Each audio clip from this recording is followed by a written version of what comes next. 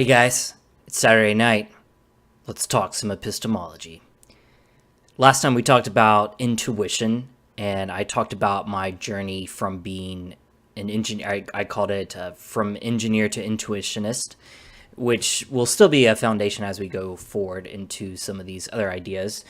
And the next idea is this book called The Black Swan. For the video watchers here, I'm showing the title. It's by Nassim Taleb. It was a pretty influential book when it came out, and it might be one of my all-time top recommendations. Honestly, it really is an amazing book, and he does ramble a good bit, and it gets a little long. But the nice thing about it is if you just read the first couple of chapters, you get a lot of the gist of it. So you don't have to be overwhelmed by the fact that it's over 300 pages and he kind of rambles. You can get the gist early on, and I really do highly recommend it. It will truly change the way you see the world. So let's get into it a little bit here. I think this, along with some other things I'm going to talk about later in later episodes, were some of the most influential things for my epistemology. Maybe this book by itself either is the most influential or at least sums up where I am now in my epistemology more than anything else. So with that said, the subtitle is The Impact of the Highly Improbable. And that's what a black swan is. It's something completely unexpected, unpredicted, and that also has high impact. I think another way you could describe it is how to deal with the unknown. And that's probably the more generalized way that I take it, how it's affected me. And just to kind of jump in on some of the ideas, one thesis is we tend to think that we know more than we do. We tend to think that we have things figured out, that we can predict things, and we tend to think that a lot better, a lot more than we actually do. So a great example of this is looking back at history. We tend to think that we could have predicted a lot of things that have happened, whereas he would probably argue basically every significant historical event was almost entirely not predicted. It was entirely unexpected. And he gives, I did write down one reference I wanted to read here about World War II. And it was this is World War II. And he talks about how most standard accounts you'll read in a history book will make it sound like, okay, escalating tensions, there were these precipitating events that you could have seen it coming, exactly, basically. But this is how he describes it. Only retrospectively was it seen as unavoidable by backward-looking historians. Ferguson, a book he's referencing, Ferguson used a clever empirical argument to make his point. He looked at the prices of imperial bonds, which normally include investors' anticipation of government's financing needs and decline in expectation of conflicts, since wars cause severe deficits. But bond prices did not reflect the anticipation of war. So basically, historians will look back and say, well, you can see how this and what Hitler was doing and blah, blah, blah. And it seems like it gives us this comfort that, oh, we can predict World War II. If it were to happen again, we'll see escalating tensions. We'll say, oh, this is going to happen again. But if you actually look at the hard data, which is how people were using their money, and people are probably not going to lie with that, then people didn't see it coming at all. And he gives some other quotes from newspapers of certain things being transient that at the beginning of the war. So that's a lot of this book is disconcerting at first. And I think that's half the point, is to severely humble your view of your knowledge and everyone's knowledge. Essentially, that we know a lot less than we think we do. We predict a lot worse than we think we do. And he also says, like, you can just take your personal life examples. Just think about 5 years ago what your 5-year plan was, if you had any sort of 5-year plan, and then where you are now and how you got there and the twists and turns that happened. There are some of the most significant things were the most unpredicted. And another point of the book is that's usually a big reason they're significant is because they were unpredicted. So we are naive to just pretend those are outliers, and therefore we can just sweep them under the rug. That's one of the points I definitely took home is that, for instance, he started, I think, in the finance industry. That's where he started. And that you'll hear finance professionals say things like, well, these are just exceptions. These are just outliers. And his whole point is, but wait, this is the thing that matters, though. If you lost all your money on an outlier, you kind of care about the outlier. In fact, that's probably the only thing you care about. And same if it makes your fortune. That if you win the lottery as an outlier, well, you do sort of care about it. You can't just sweep that one away. And the lottery is really not a great example because the outliers happen just in more mundane data. And I think a great example of this is the movie The Big Short and the financial crisis that it covers. And the whole point of it is a small number of really smart, wise finance professionals shorted the housing market, which was seen as insane because the housing market was always a sure bet. And that knowledge that the housing market had always been a sure bet hurt them because it blinded them to the fact that there was funny business going on. And so here comes this Black Swan. And once again, you can't just say, oh, well, that's the outlier. Most of the time, the housing market does go up. And it's like, well, sure, most of the time it does, but who cares? Like if every once in a while something crazy is going to happen that affects everything and is the most significant thing, then maybe we should be talking about that. And so immediately you might have the question, okay, well, if it's unpredictable, then what can we do about it? Maybe the people are right to just say they're outliers because, I mean, what can we do about an outlier? We can't predict it, right? And there's a couple things wrong with that. Number one, it doesn't mean just because it's unpredictable in general and unexpected in general, that doesn't mean you can't have fuzzy ideas of possibilities. So even if you can't pick out of the 100 possibilities, of the crazy 100 possibilities, which one is going to happen, you can still prepare for a crazy thing to happen. So that's one thing. Another thing, and this is potentially more disturbing, having limited knowledge can actually be worse than having no knowledge at all. And The Big Short is an example of that. Having limited knowledge, and that knowledge being that the housing market is a sure bet, has been so far, ended up being detrimental. If you had less knowledge and were total novice to the financial markets, you would say, wow, this is all very chaotic and I don't know what to do. And you would be protected from assuming the housing market was always going to go up. So a great scientific study of this showing this, I was about to say proof, but then, I mean, those science people, you can't ever really prove anything. Back to epistemology. So, but anyway, a great scientific study that shows this is they showed a blurry image of a fire hydrant to two different groups of people. One group saw 5 stages of the image getting clearer and clearer. The other group saw 10 stages. So, and it started very blurry where you couldn't tell what it is at all. You would think that the group that saw 10 stages would figure out it was a fire hydrant faster than the group that saw 5 stages, because the 10 stages was given more information along the way.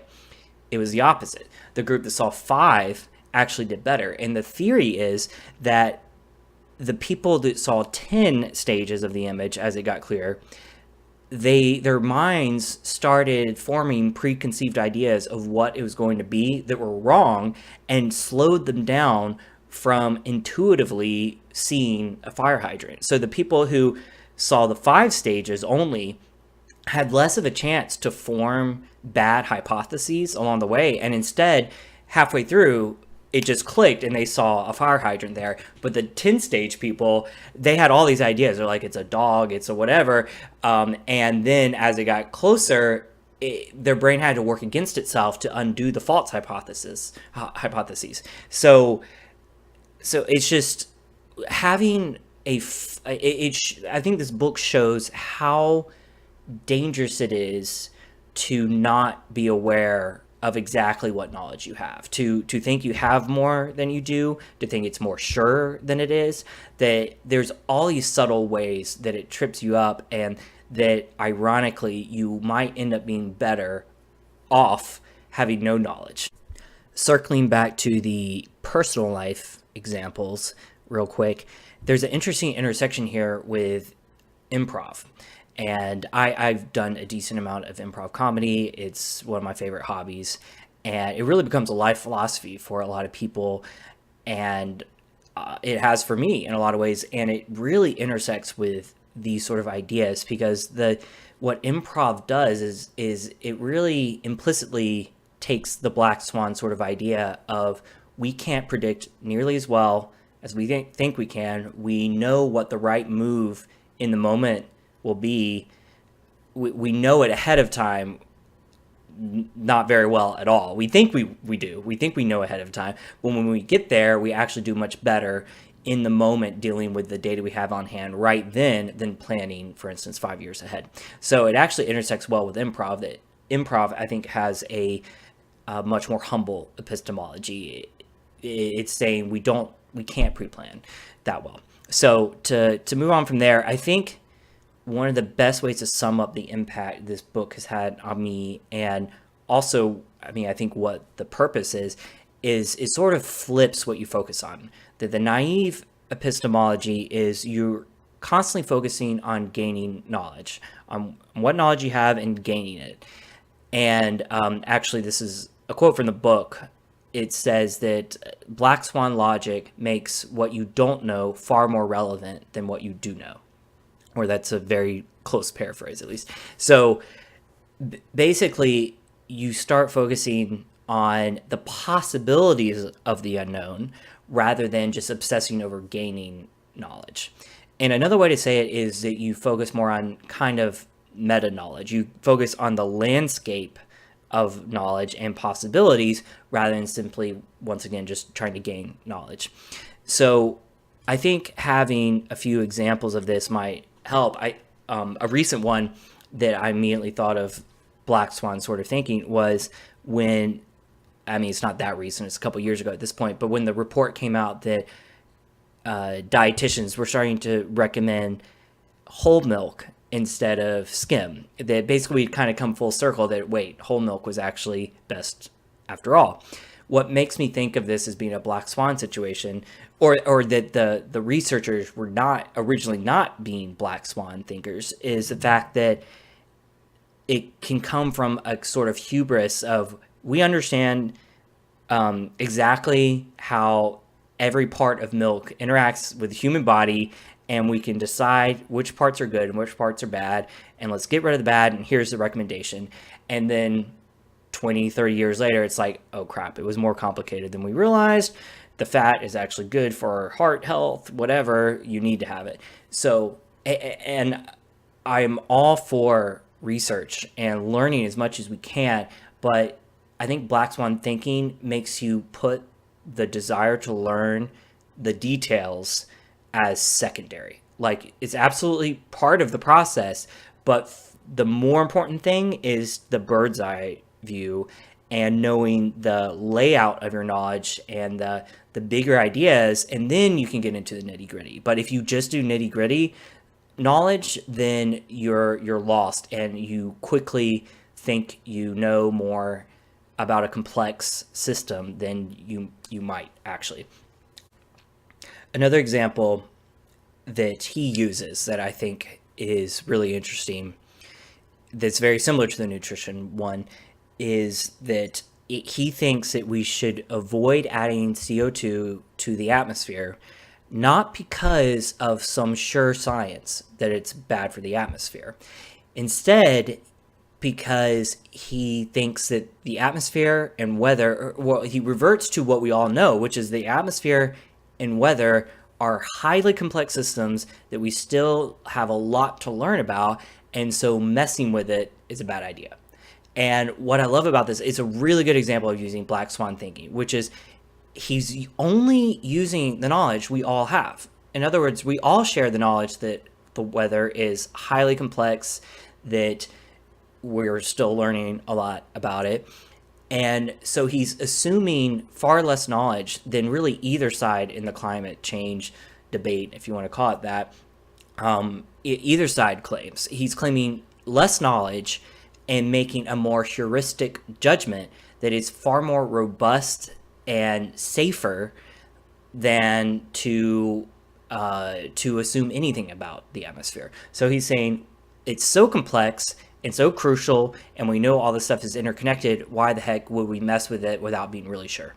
And so you can see how it makes your position that much more robust, because it's, ironically, it's not based on knowledge, or not in the same way that the other positions are. It's based on more sure knowledge, less but more sure knowledge is a good way to say it. It's which in this case is it weather is highly complex. So that is less knowledge than other people are claiming who have a stake in this argument, but it's more sure, and so that's why it's so powerful. So yeah, I think we covered a lot of this. I'm looking through my notes right now. And, I guess one thing I was going to say is, just to sum up, kind of taking this into a mature epistemology, it's focusing on what knowledge is important and having, and then zeroing it in on that knowledge, and a strong awareness of a knowledge as opposed to simply gaining knowledge. So, and one key thing as well is that humility in your knowledge is not the goal in of itself. It's really, humility is simply a byproduct of having a more accurate view of the knowledge that you have. So I think when you come out of a book like this, you might feel like you have like 1/5 the amount of real knowledge than you thought you had. Or when I say that, I mean like predictive power and understanding of complex systems that are out there in the world. And that's great, but it's not great just because it happens to be a more humble view. It's great because it's actually more accurate. That's the key thing, is that you're coming out with a more accurate understanding of just how complex these things are, just how significant the unexpected is. And it forces you to, in a sense, give up on the primary goal of just gaining knowledge and instead focus on the knowledge map, the what is possibly unknown, what you can do about that, and retreating to these safer heuristics like the environment example or nutrition example, and only kind of stepping out with fear and trembling into more specific knowledge. Because as soon as you go out there, you're a more fragile ground. And so the extent you go out on that fragile ground of more specific, more singular knowledge rather than the broad, well understood knowledge, the more you go out on that, the less you should be staking on that, because you're in dangerous waters. So next time, I think I'm going to do a quick practical what's the exercise? I was going to say example, practical exercise of this with respect to my own faith in particular, a foundation for basic Christian belief, and just showing how I started out with a very non-Black Swan way of looking at it that ended up feeling hopeless because of the project and the amount of knowledge that would be involved to have it secure, and then the way that I approach it now. So that will be next time. And just to give a preview of 2 episodes from now, the other real venue I think I got a lot of the Black Swan thinking from was actually through software engineering, because you're dealing with these highly complex systems. And there was another book I read, and just the ideas, I've been a software engineer for almost 10 years now, and a lot of it comes from my experience there. So we will be talking about that soon. Thanks for listening.